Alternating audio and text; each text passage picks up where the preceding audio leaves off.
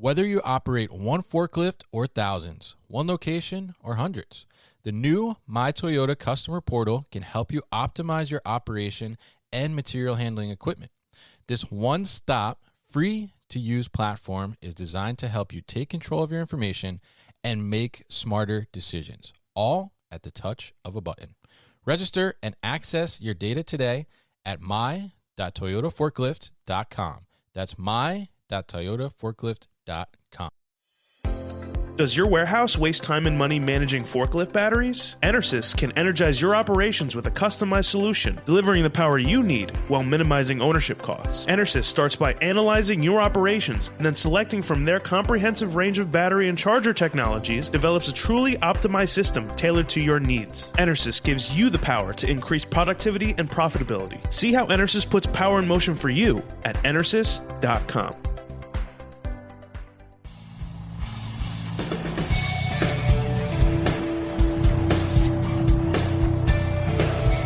The New Warehouse Podcast, hosted by Kevin Lawton, is your source for insights and ideas from the distribution, transportation, and logistics industry.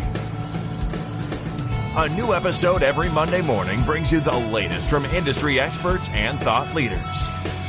And now, here's Kevin.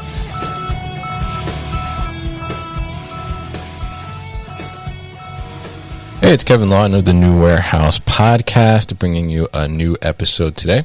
And on today's episode, I am going to be joined by Kristin Toth, and she is the president and COO at Fernish. And Fernish is providing rental furniture and operating within a circular supply chain, a circular ecosystem, and kind of playing around with the idea of some re-commerce and allowing people to try out different types of furniture in a sort of a unique model and a newer model, I would say. So we're going to hear a little bit about Fernish, but we're also going to talk about the operations side of the business and how that works, and a little bit more about kind of these ideas of circular ecosystems within our world, and also a little bit about Kristin's thoughts on where fulfillment and operations are heading, and what she thinks is going to be next. So Kristin, welcome to the show. How are you today?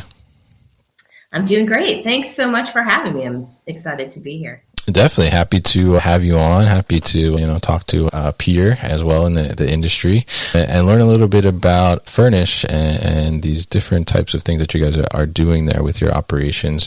But first, let's talk a little bit about your background and how you kind of ended up getting into supply chain and specifically working in the operations world. How did that kind of all come about?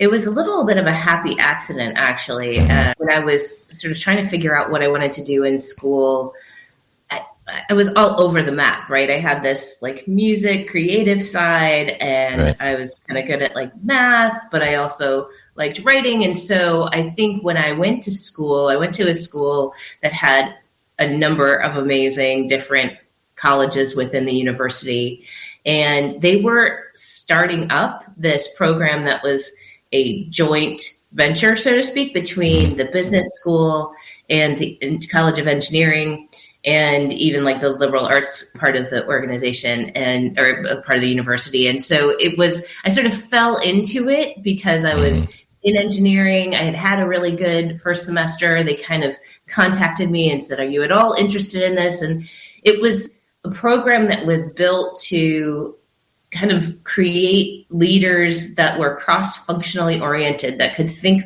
with the business side of their brains and the strategic parts of things, but also could be very technical and understand the details of manufacturing and logistics and the operation side of things, and then had this very global perspective. And what I liked was it was a way to go through school without really narrowing things down and getting a well-rounded education. I didn't necessarily think I was going to go into operations from there, but I think as I started taking more classes that were entrepreneurially minded and had multiple sides of things that you really had to think about, and that were a little bit more about creating processes and scaling processes, especially learning about lean manufacturing.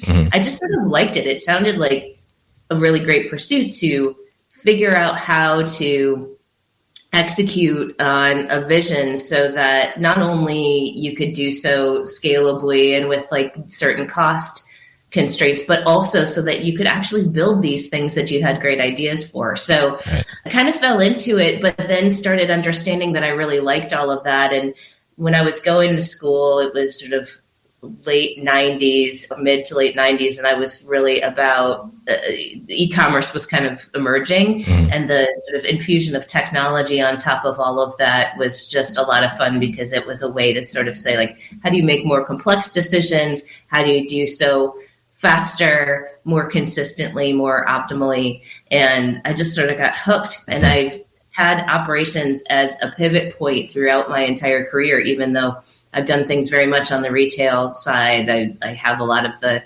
brand and revenue driving operational pieces at Fernish, but operations has kind of always been this sort of pivot point for me. Yeah, it's very interesting. And I think, that's the case, kind of falling into supply chain and operations is kind of the case, I think, for a lot of people. I mean, it's, similar to me as well. Like I didn't go to school for supply chain or operations or anything like that. And did I think that I would, have a podcast about warehouses now? No, definitely not. But like you said, I mean, there's so many things that are, happening, I think, in the space and so many moving parts that it's very intriguing. And you really get to see like that underlying of what is actually really making the business happen, right? Because if, you have a business that's, product based, right? You're selling some type of product.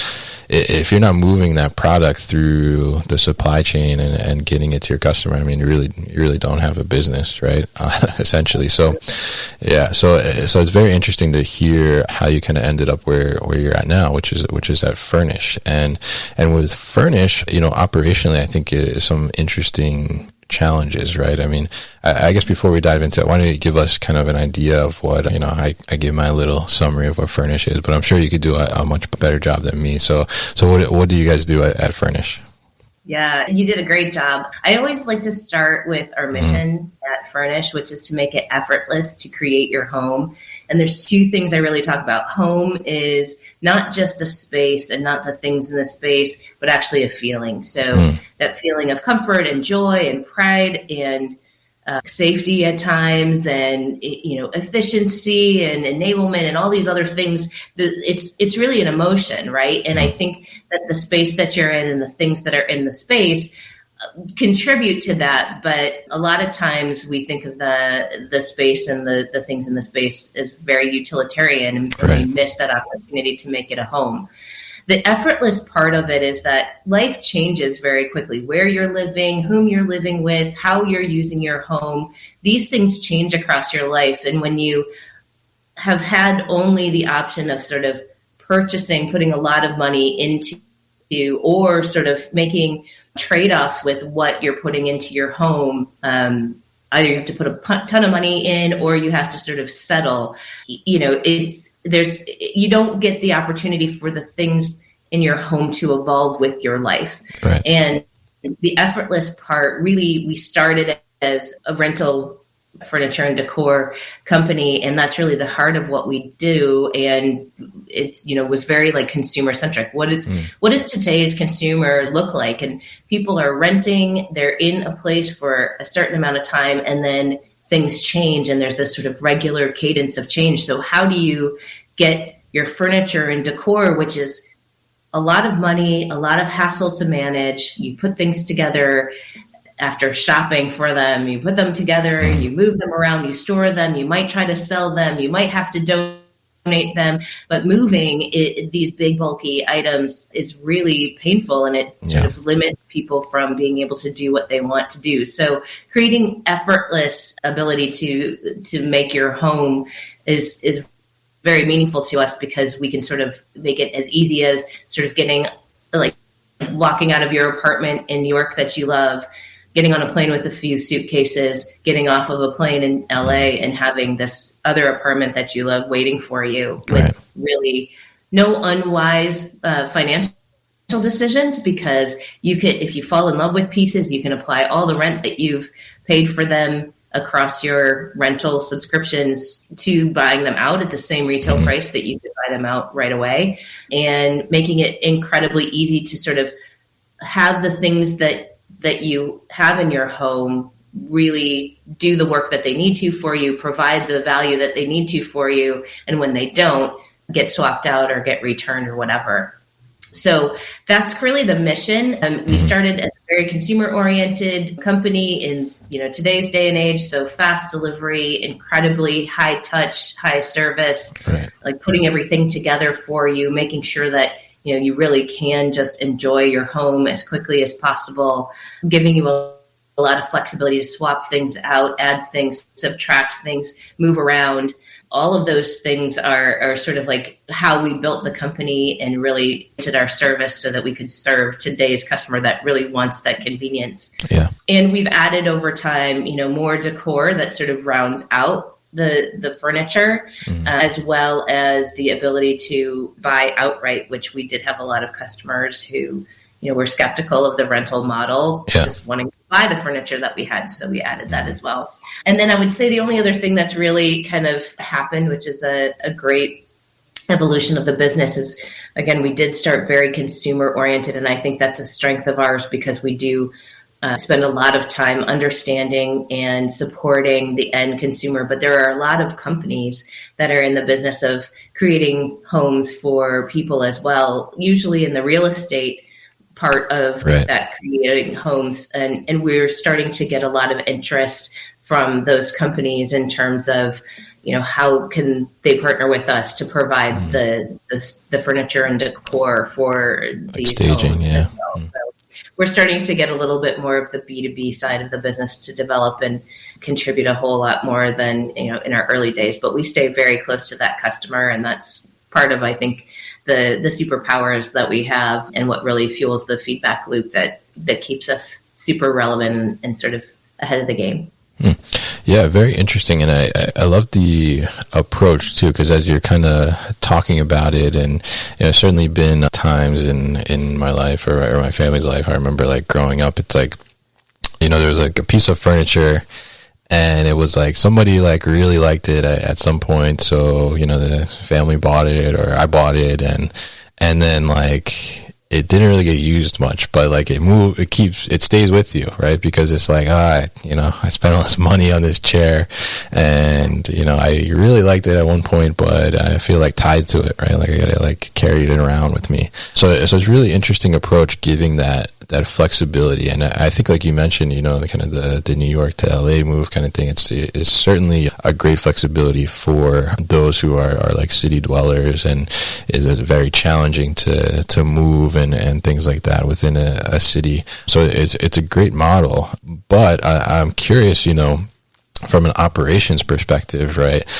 Typically you look at traditional, you're selling products to a customer, right? You're not really doing like a rental. Like you don't want the customer to send anything back. Like we don't want returns. We want to reduce the amount of returns, right?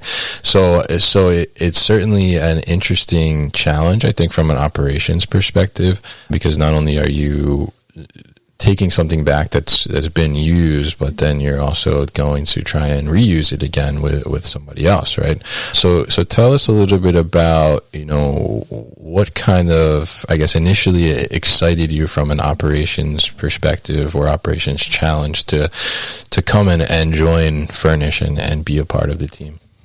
Sure.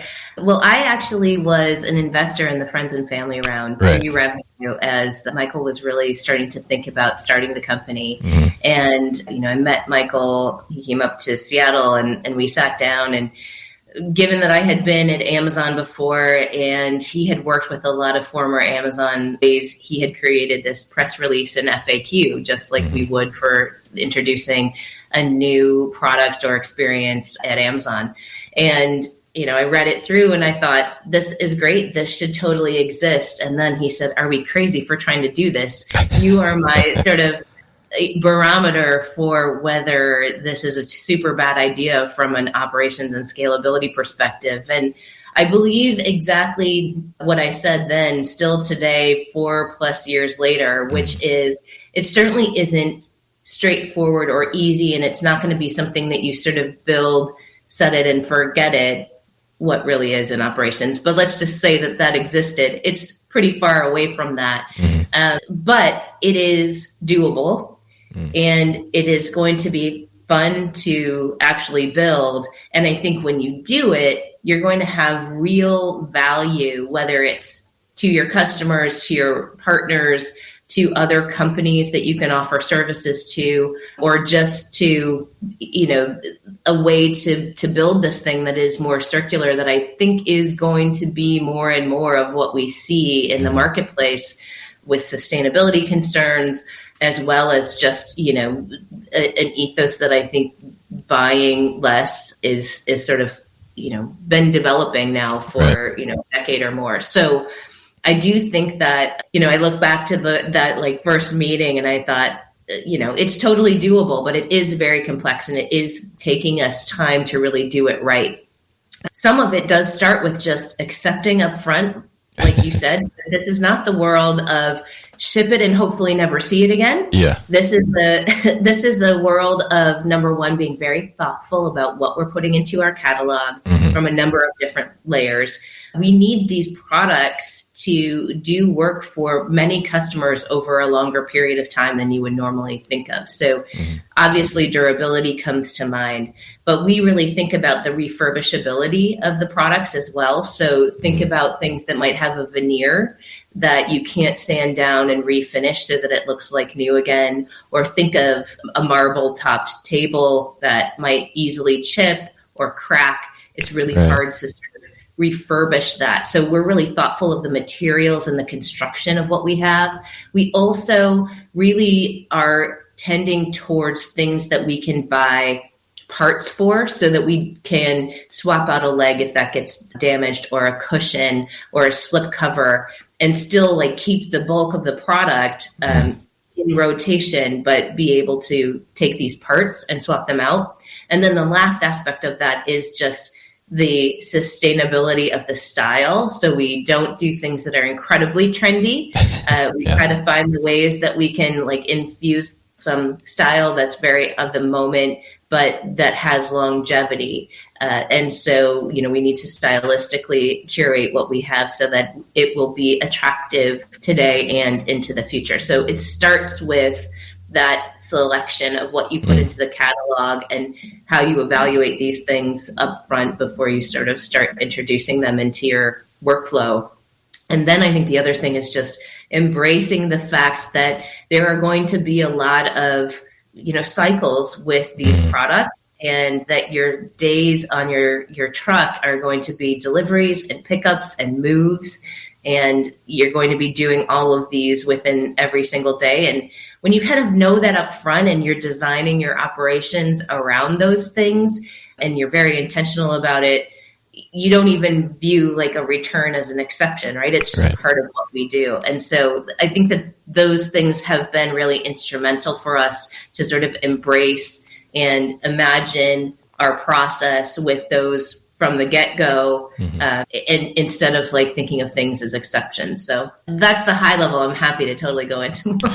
No, I think it's really interesting because, there's a lot more to think about there, especially on the product mix, as you mentioned, it's pretty interesting because, I think we talked about traditionally, it's you're not, or you're hoping for at least, and you're not expecting a return to come, right? So you're not necessarily thinking about the product in that sense of how is it going to come back to me or anything like that, because you don't really want it to come back. But in this sense, you're reusing the same item multiple times, and you're thinking about how will that item last over time, and then what will happen because you have sort of like you mentioned, a high touch operation, right, where you're doing some refurbishing work, making sure that obviously the product is going to the next customer, hopefully in the same condition or as the customer previously received it, right? So tell us a little bit about how does an operation get set up in that way? What does the process look like, and what types of departments do you maybe have that would be different from just a traditional fulfillment business? Yeah. The biggest changes or differences between sort of a traditional forward commerce company are when we bring product into the warehouse, it could be coming in two different forms. One is used because it's coming back from a customer, and one is new. And the new flow looks very similar on the inbound. Right. The used flow is an inspection and a quarantine to make sure that we sweep it for bed bugs and that we do the cleaning before we sort of bring it back into our inventory, and an inspection to make sure that we understand what kinds of refurbishment we're going to need to do before it's restored to a like new condition. Sometimes it's just wiping and cleaning things and making sure that it goes through all of the inspections and the sort of industrial cleaning processes that we do. And sometimes there's something much more involved. And so, that inbound process for the used product is very unique to a circular type of operation. And then the other thing really is that refurbishment process where we hire people who are truly furniture refurbishment and building skilled labor, that they understand the materials, they understand the processes that are used to sort of bring these things back to, like new condition and give them these lives over and over again. And that is a very different labor skill set than what you normally find in a warehouse or any kind of operation, at least in my experience. So those are probably the biggest changes from a process perspective. The systems that we're using are also incredibly unique. And, we operated very manually for many years, or it feels like many years when we haven't been around for that long, but for several years, because I can imagine. We really needed a warehouse management and inventory management system that was very cognizant of the fact that we have these like instances of our items that are going to go out and come back and have a history. And in order for us to really build a smart back loop, we wanted to have and collect all of that history so that we could learn how products are holding up over time, what those assets have been doing for us in terms of, the payoffs. And it allows us to then in the future create smart decisions about, like, we know that this is sort of earned well over what we expected. And so if a customer has it and we can give them a better price to buy it out so that we don't have to go pick it up, that's an opportunity that we can use the data for, that creates a great customer experience as well. So there are a lot of things. We've been building our own WMS inventory management system that really does think about things in parts and at like a very item instance level. And that has been really fun and very different. And I think when I first joined Fernish full time, my thought was like, let's not try to build everything. There must be something on the shelf that we can use that would get us at least a big chunk of the way there. And it was amazing how, just as you started to dig into it, it was like, maybe we could get about 20% of the way there and it was going to be really expensive. And so we just really fully turned our attention to building the things that were going to support the circularity. And we're still on that journey, but we started to implement pieces of this and starting to track our inventory at a part and an instance level. And it's already unlocked a lot more availability for our customers, a lot more insights and data that we can action off of already. And it's been incredibly fulfilling to see this sort of payoff, but it's definitely a little bit more complex than a lot of forward commerce, more straightforward operations. Yeah, absolutely. I can imagine. And it's interesting that you're building the WMS inventory management system. And, I guess I have to ask, is that something that, somewhere in the roadmap from Fernish you maybe be offering for other companies that want to do this circularity type of thing? Is there potential there, or are you going to just keep it to yourself? Our focus is really making it work for Fernish first and foremost. But, I think as we sort of daydream into, what this looks like several years out, whether it's the service itself or the software or some combination of those, I think we're building something that will have value to others, and we're super open to to finding the right model for sharing what is valuable in the right way in the future. So we're focused really on making this work for us, but there's a lot of possibility out there for sure. Okay. All right. Just curious there. Yeah. So very interesting stuff. And then I'm curious too, as I'm thinking about the model and, kind of, comparing to traditional fulfillment and things like that, we look at fulfillment and, obviously as we're talking here in October, right, we're approaching, holiday season, and that's like, peak for a lot of people, right? And it gets crazy and all those things. But like in your model, you're renting these products. So I'm curious, is there, I guess not necessarily on the front end where you're initially like shipping out or delivering to the customer, but is there like a peak time or a time where you see a rush of product like coming back, and then you have to like quickly turn it to be able to get it back out to new customers? If there are like certain times of the year where, a lot of people are moving or something like that? We'll be back after a quick break.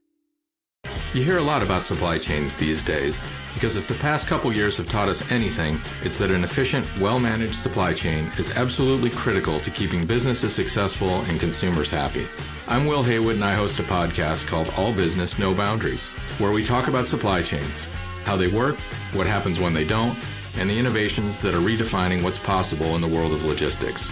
Join me for insightful interviews with thought leaders and industry experts. We discuss how optimizing supply chains can break down the barriers that are holding businesses back.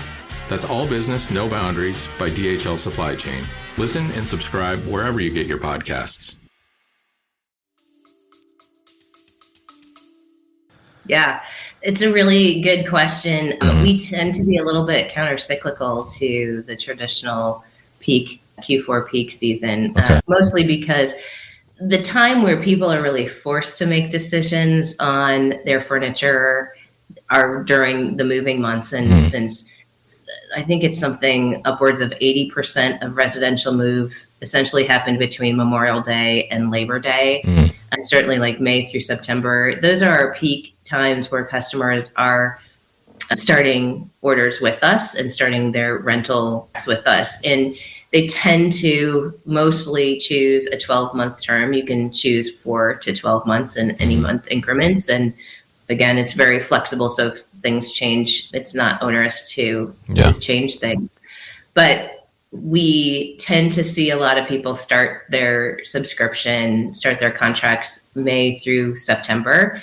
And it's really interesting also, like our customers either tend to be like planners where they will place their order 2 weeks before their move, or sort of right around their move, or they will get there and they will settle in and say, okay, now I really need this. And then they will place within 2 weeks after their move.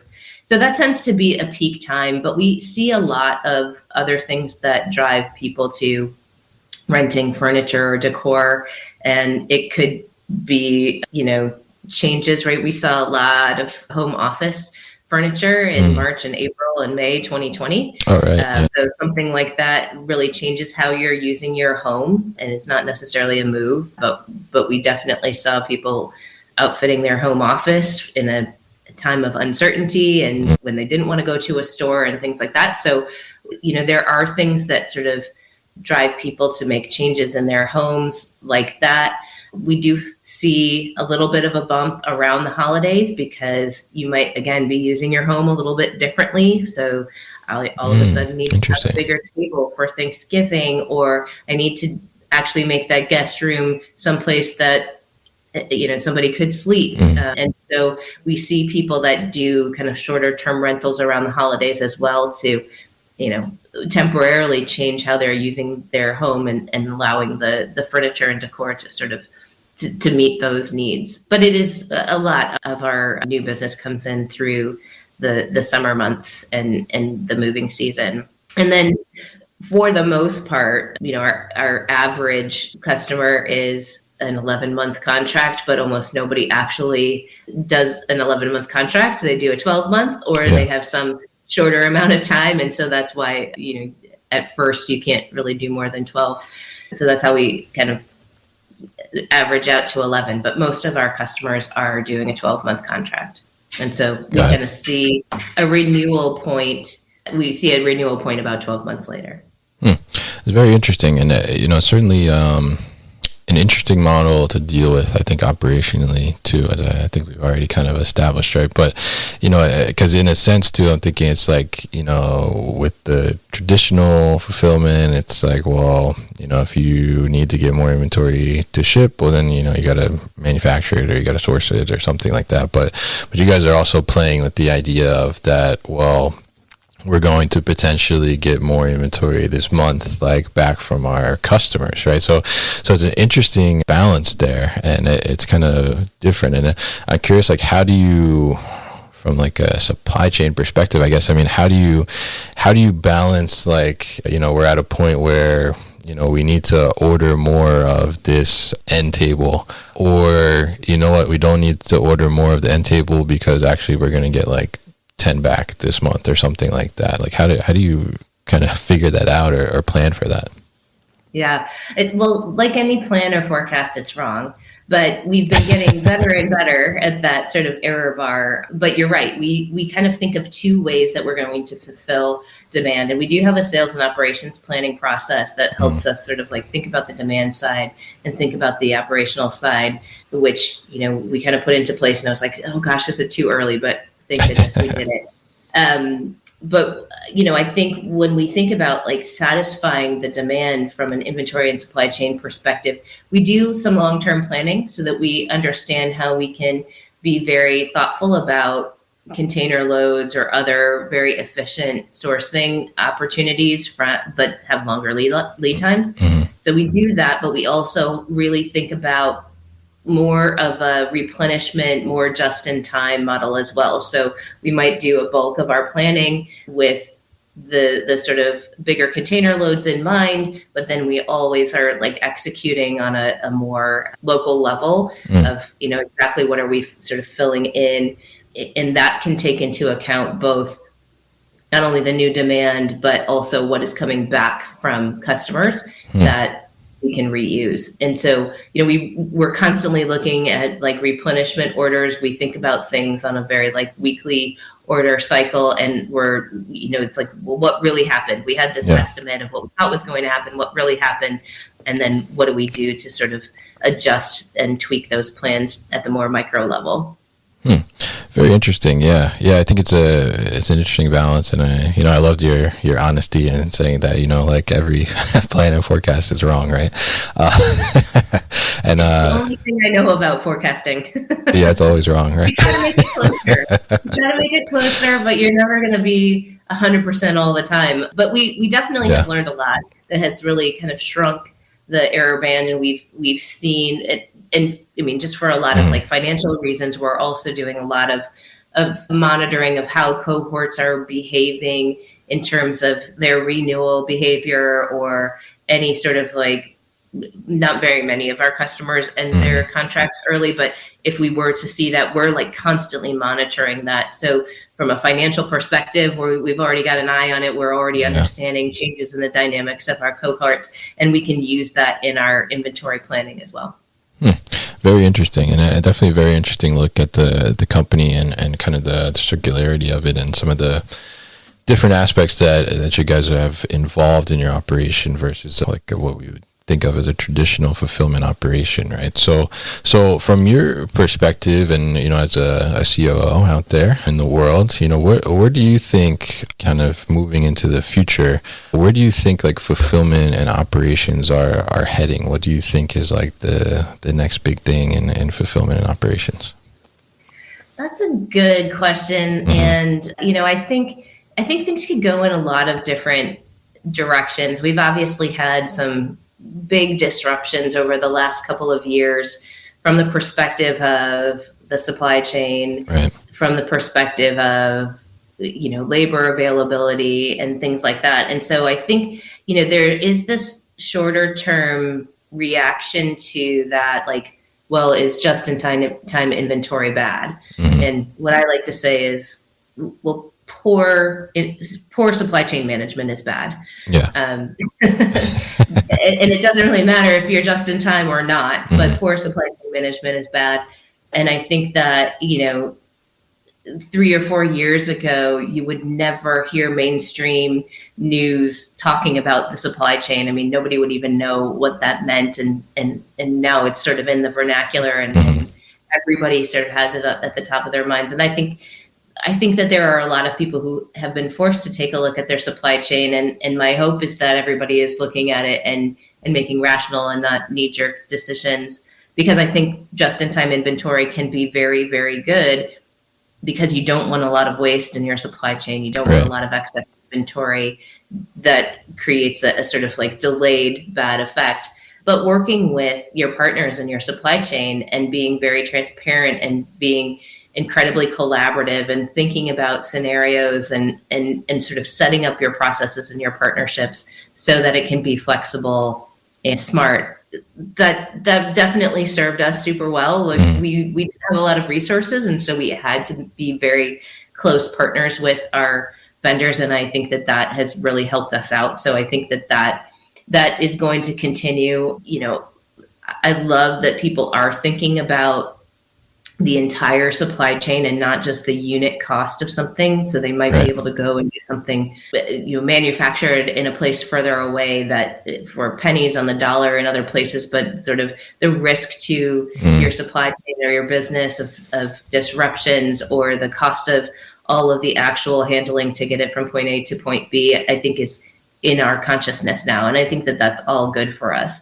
As far as fulfillment and sort of, nearer term, I do think that customers are going to continually demand more from us. So that drive of convenience to customers, it's going to mean a lot of different things, but I think we're going to have to build nimble, high service operations, or operations that support very nimble, high service experiences for customers. And whether that means meeting the customer where they are when you're doing the delivery or on their timeline versus sort of what's most convenient for you. I think we're going to have to continue to think about that and work backwards from that.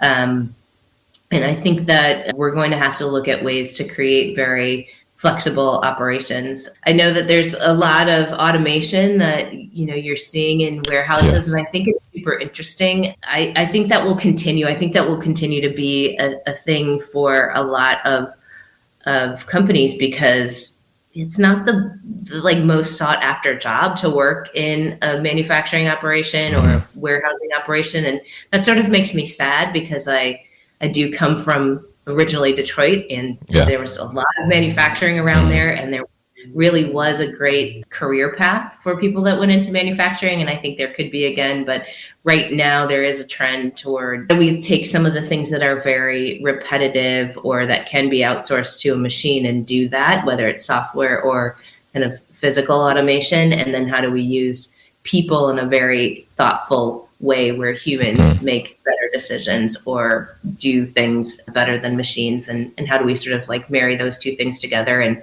I think that's very positive.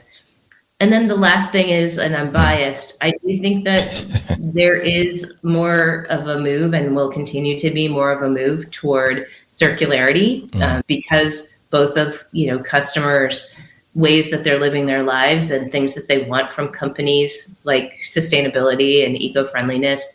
I think there will be more of a push from a demand perspective, but there's also a sort of reality about the standards that we're all being held to as companies in terms of sustainability. And this is a really great way to say, how do you put the right amount of effort and resource into creating things, and then a similar amount of thoughtfulness into how you're using them over time. And so I think that this is going to be a trend we're going to see sort of grow. Will it be everything? Probably not, but I do think that it's going to be more and more over the coming years. Yeah, very interesting thoughts and insights there. I mean, I think it makes a lot of sense, and I think overall, kind of what I'm hearing from you, from between the being closer with the partners and rethinking about the supply chain, the effectiveness of your supply chain management and, utilizing some automation, and how do we start to bring humans and machines together. I mean, I think the underlying thing there is the ability to be flexible, right? Is have that flexibility, and I think that's a huge thing. So I really appreciate those insights and kind of bringing that to the show here, and your thoughts on these different things. So now, before we wrap up here, I want to ask you for one quick tip here. Obviously, you're coming into a career here in supply chain and operations, and now a COO of a company. So for those maybe that are just starting out in the industry, or looking to maybe switch over to the operations type of industry or a position in that sense, what kind of like quick career tip would you give to them? I am always such a big fan of people who get into or switch into operations from a sort of scientific or kind of financial forensic background, mainly because I think that curiosity of saying, what is the system that I'm working in? What is the data? How do I sort of follow these threads, do experiments, and look for ways to improve things? Like, that's just such a huge part of sort of making that transition from being a good operator and sort of like working within the box and sort of, perfecting something as it is, and really driving improvements that matter and finding great opportunities. And so I would say, like, that curiosity, the ability to like look at data, to run experiments and understand sort of where there are opportunities, that is sort of like good to great in operations. And I want every operator to be somebody that is great, because I think we don't always get the same kind of glory that other parts of organizations might. And I think that, there are ways to be heroes before something, goes south, or before there is a crisis. And it really does come down to that, like, curiosity, data-driven experimentation mindset versus, only kind of stabilizing things and keeping things sort of within the box. So that's my biased advice to anybody who's thinking about operations. No, I think that's very good advice, and it's certainly, helpful to understand those things, and like you said, be able to experiment and utilize data and things of that nature to help your operation prevent issues from occurring, as you mentioned there. So really great tip from you, Kristin, and really great information overall about operations and Fernish as a business and how you guys operate. So it's been very interesting to talk to you. If people are interested in learning more about Fernish, how can they do that? We have a website. It's fernish.com, and we spell Fernish Fernish. So fernish.com, and we're all over social media as well. So you can see some of the things that we're doing, and the beautiful furniture and the homes that we're helping create. So I encourage everybody to check us out on social media as well. All right, great. Thank you so much, Kristin. And we'll definitely put that information at thenewwarehouse.com as well. So thank you once again for your time on the show today. You've been listening to the New Warehouse Podcast with Kevin Lawton. Subscribe and check us out online at thenewwarehouse.com.